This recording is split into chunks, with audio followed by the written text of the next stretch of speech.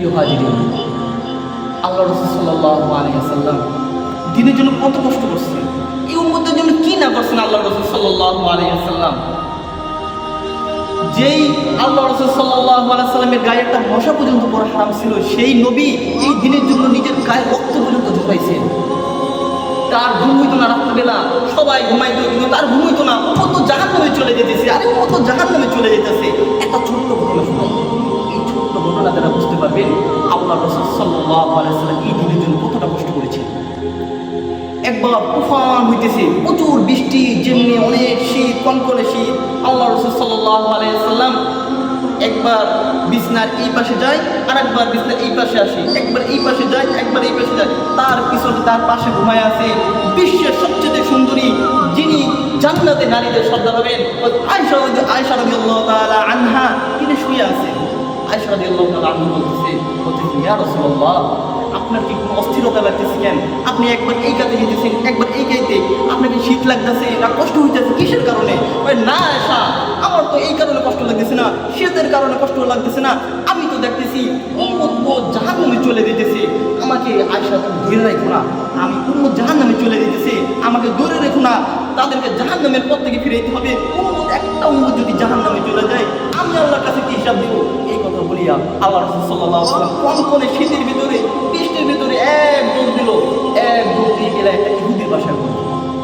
ইহুদির বাসা যখন উঠলো, তখন ইহুদির বাসা এইভাবে দরজার পক্ষে ডাক দিয়েছে।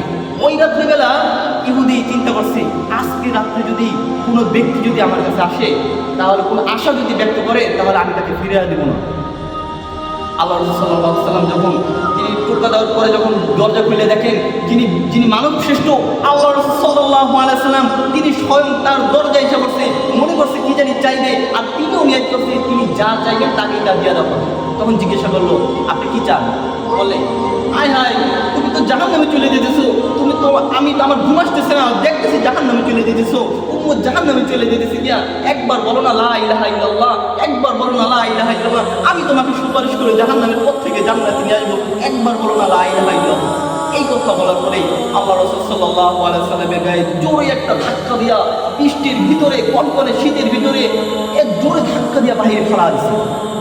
শুধু দিনে দেওয়া, আল্লাহ সাল্লাল্লাহু আলাইহি ওয়াসাল্লাম বৃষ্টির ভিতরে তার পুরো শরীরটা ভিজে গেছে, ময়লাযুক্ত হয়ে গেছে, তারপর কিছু হয় নাই, কোনো কষ্ট নাই, কোনো দুঃখ নাই, আমার গায়ে আঘাত করা হয়েছে, কিন্তু তারপর তুমি একবার বলো একবার শুধু কালিমাটা পড়ো, আর কোনো দুঃখ নাই, শুধু কালিমাটা পড়ো, আর কোনো দুঃখ নাই।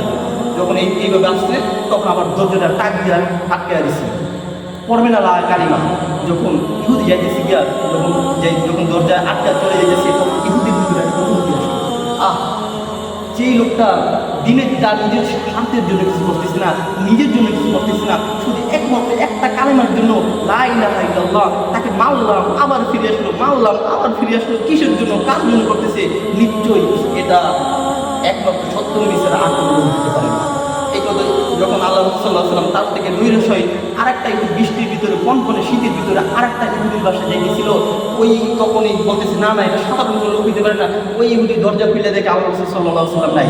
তখন তিনি দৌড় দিল, যেই রাস্তায় আসলো, দৌড়াইতে গিয়া দেখে আরেকটা ইহুদির বাসায়, তিনি আরেকটা ইহুদির দরজায় গিয়ে তিনি দাঁড়িয়েছেন। তখন পিছন থেকে এইভাবে ধাক্কা দেওয়া হচ্ছে, ইয়া রাসূলুল্লাহ, ইয়া হাবিবাল্লাহ, আমি তো ভুল করে ফেলাইছি, আমি তো আপনাকে ধাক্কা দিয়ে ফেলাইছি, আমি আপনার প্রস্তাব করে ফেলাইছি, আপনি আমাকে ক্ষমা করে দেন, আপনি আমাকে পড়া দেন লা ইলাহা ইল্লাল্লাহ। মোহতারাম হাজিরিন, গণনা থেকে কি বুঝতে পারলাম? আমার বলছে রাত্রিবেলা ঘুম হইতো না, একমাত্র জাহান্নামে চলে দেবো। একটু চিন্তার বিষয়, একটু চিন্তা করলেই আমরা সব কিছু বুঝতে পারবো।